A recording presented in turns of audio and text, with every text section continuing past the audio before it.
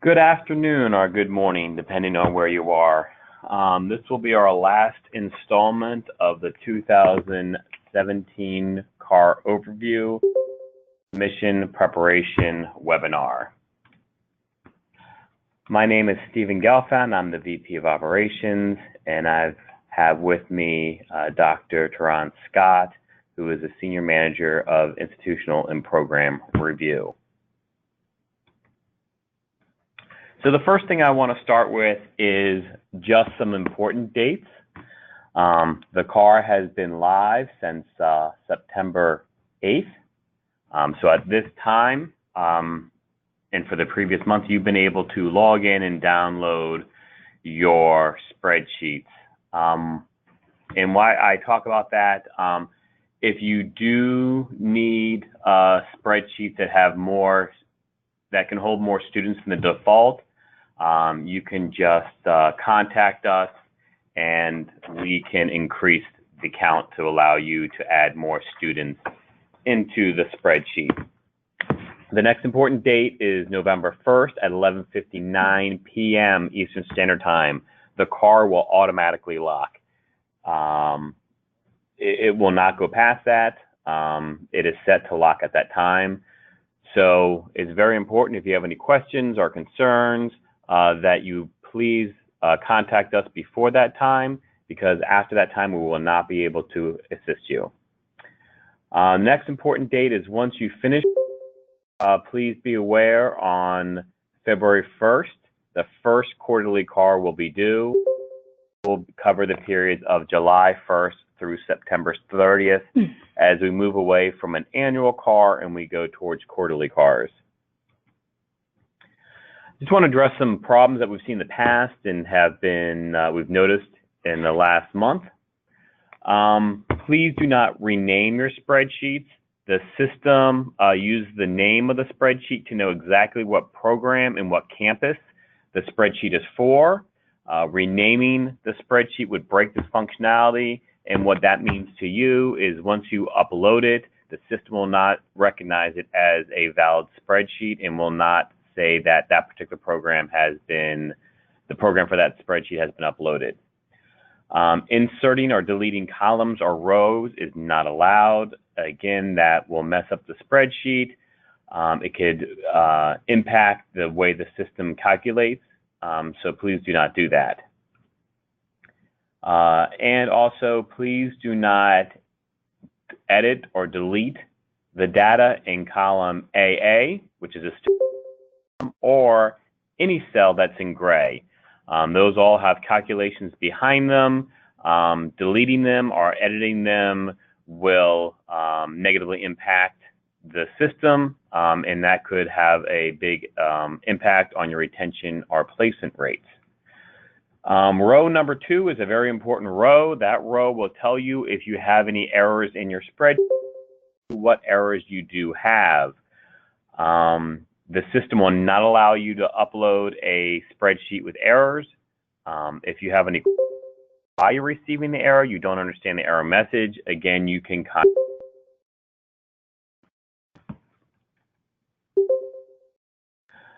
Some things to remember. A placement cannot be counted on the car unless it was verified by the graduate or employer and has been validated by ACICS through the PVP. We do match up data with the PVP, with your car submission.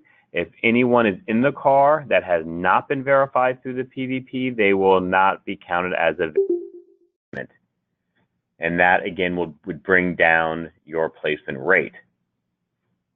Again, as we're talking about comparing the data, since we do compare the data between the two systems and they do not share a database, when we run these queries, the student names and IDs must be the same in both systems.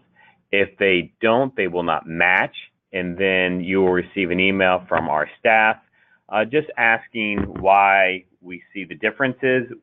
And they can be as simple as people get married, people get divorced, people change their names. Or that you might have made an error with the student ID number. But again, to minimize that time, if you can just please make sure that the two names and IDs match in two systems. Much like the PVP, you can upload your car spreadsheets as many times as you like until either the lock date or until you've marked the submission as final. It's a very easy way to make sure that you don't have any errors in the spreadsheet is to upload the spreadsheet, and as you find out there's new placements or information may have changed, you can upload the new version. Unlike the PVP, the car will automatically overwrite. The PVP, if you're familiar with that system, asks you if you want to overwrite the data. And again, the spreadsheet will not let you upload, the system will not let you upload a spreadsheet with any errors. This is very important because if it's 11:50 on the 1st and you're trying to upload a spreadsheet and it has errors on it, it will not let you. And there's not a lot of time left to help before the system locks. And again, the system locks at 11:59 p.m. Eastern Standard Time on the 1st. There has been some changes in the car, and Dr. Scott will talk about those. Good afternoon, everyone. As I'm hoping all of you will have seen, because you've gone in and accessed your 2017 car spreadsheets and downloaded the 2017 car guidelines and instructions, we've added some new columns to the program measurement portion of the car program spreadsheet. And this is mainly to differentiate between licensure, certification, and registration is required for employment. Previously, we just asked about licensure, but through various iterations of the car, we've discovered that we should probably also ask regarding certification and registration if they are needed for employment. So now there are drop-down boxes which allow you to click yes or no to each question of whether this program requires licensure or registration. So you will need to click yes or no for each category. And then if you click no, then there's no need to enter any data in the subsequent cells for that category. So if the program does not require licensure, certification, or registration, you would click no for all three categories and leave the other things, other subsequent questions blank.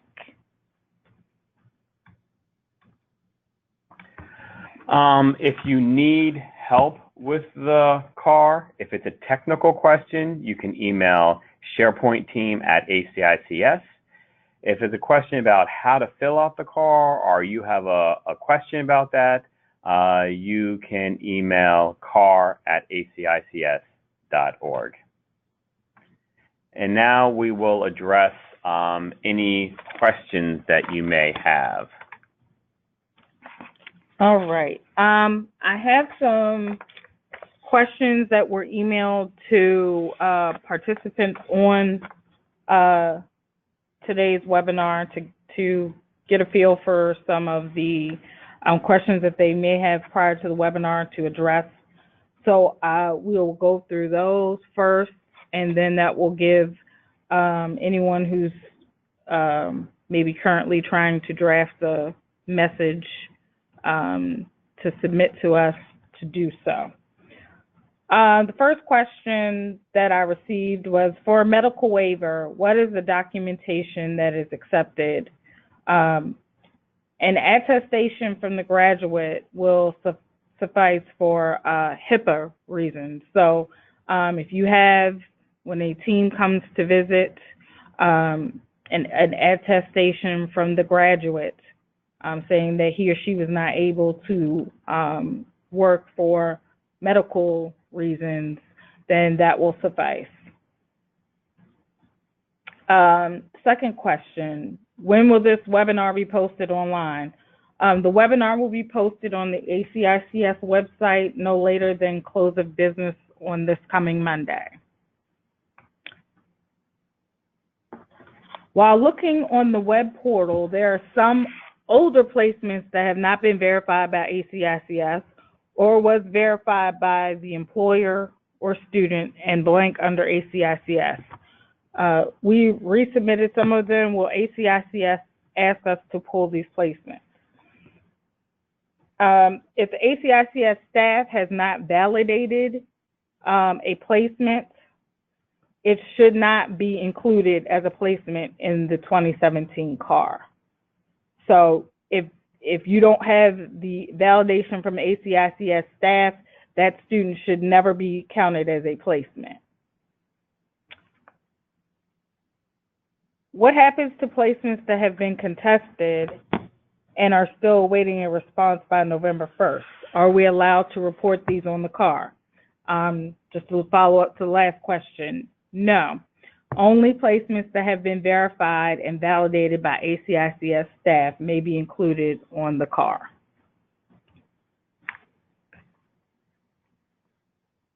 The next question is, if these unverified placements, which are waiting for approval, are submitted on the CAR, will ACICS require us to reopen the CAR and remove them?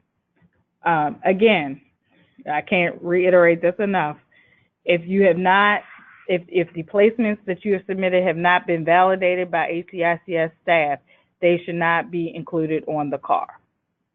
And yes, if we find placements that have not been validated by ACICS staff listed on your CAR, you will be asked to remove them. Sorry, I lost my place. Is there a number to call for employers difficulty clicking on the button? So Mr. Stephen Gelfound is our VP of Operations, and if you are having technical difficulties where you're not able, or someone is not able to click on something that they need to click on, you can find his contact information on our website. You can contact him via email or phone. And just like for that, with the PVP system, if there are a number of reasons why the buttons may not work, but the easiest thing to do is if you just hit reply, the student or graduate can just type in their answer in like a regular email and hit send, and it will go to the PVP team. Okay, how do you choose which students get a phone call versus only an email? Everyone is sent emails. However, we only make phone calls if it is requested by the graduate or employer. So it's not a option unless it's specified by the graduate or employer that they would like to have a phone call.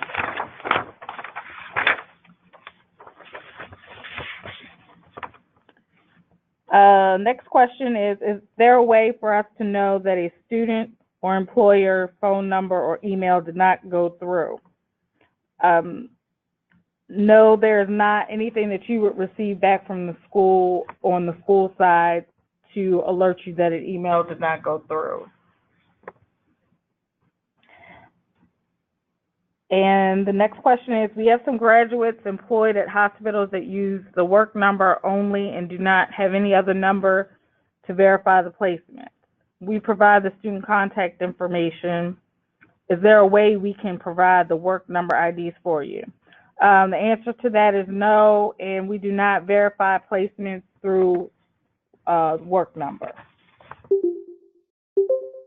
And the final question on the pre-webinar questions is, what is the last day to submit to the PVP for this CAR? And again, as Steve outlined earlier in the webinar, October 31st is the deadline for all PVP submissions. So now we will go to, okay. Is life to be reported on this car if it is not publicly published by the testing agency. If licensure is required for employment, it's required to be reported on the car. The next question, if an international student changes their student visa status to U.S. permanent resident or citizen during the car reporting period, should they be reported as a domestic or international student? They should be reported as a domestic student if they've gained permanent residency or citizenship. Next question is, for some programs like cosmetology, the Board of Cosmetology does not post or report pass rates. What do we list on the car for this program? And Steve, correct me if I'm wrong, are they able to put any, is it just numbers that's able to be reported? Yeah, and it's only if, again, I mean, the most important thing is only if licensure in your state is required for employment. Right. But I guess, and this is something that we may have to take offline, and I see the individuals that asked the question, so we can follow up. If there is a requirement, but they don't give you the rate, how would you disclose that? We'll follow up with that offline. So I have that person's name, and I will follow up with you. And that looks like it's it for the questions right now. We will wait to see if any other questions come in.